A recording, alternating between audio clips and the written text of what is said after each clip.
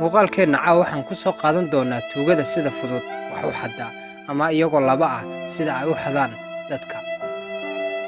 ninkani waxa uu doonayaa inuu bangiga lacag ka saarto, hase ahaatee mid ayaa u imaanaya oo jeedinaya, ka kale boorsada ayuu ka saarayaa, kadib way iskaga dhaqaaqayaan. ninkani wax uu warow hayo ma laha, haddana waxa uu bilaabayaa nin inuu moobilka ka saaro, kadibna uu ka kale u dhiibo. wuu baadhayaa oo waxa uu leeyahay moobilkayga maadaa qaatay. tuugadu waa habka ugu fudud ay wax u xadi karayso. haddana mooto ayuu midi ku dhufanayaa, maxaad igu dhufatay ayay leedahay, hase ahaatee ka kale ayaa boorsada ka xadaya. sababtoo ah waa waxay ku soo tashadeen labadan nin in ay sameeyaan. kan gaadhiga wata ayuu jeedinayaa, ka kalena moobilka ayuu ka xadayaa. waa tuugooyinka ugu xunxun. sidoo kale waxaa ka mid ah dukaannada oo intay u soo galaan ay ku dhahaan wax naga iibi si ay uga farsameeyaan. midig wuxuu doonayaa in uu jeediyo si uu kan kale uga xado alaabta ama waxa uu jeebadiisa ku jira.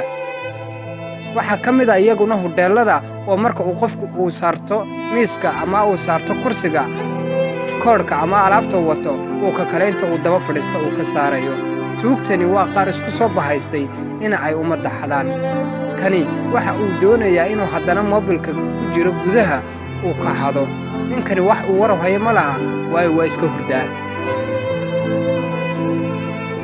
sidoo kale waxaa ka mid ah ninkani moobilka ayuu ka saarayaa. ninku marka uu dibadda u baxo ayaa waxa uu tabayaa inuu moobilkiisii ka maqan yahay. gudaha ayuu soo gelayaa, hase ahaatee tuugga meesha uu ka waayey. ninkani dukaan ayuu iibinayaa, nin ayaa u soo gelaya, waxa uu ku leeyahay waxa aan rabaa ka, hase ahaatee waxaa laga xadayaa moobilka oo kan kale ayaa ka qaadaya.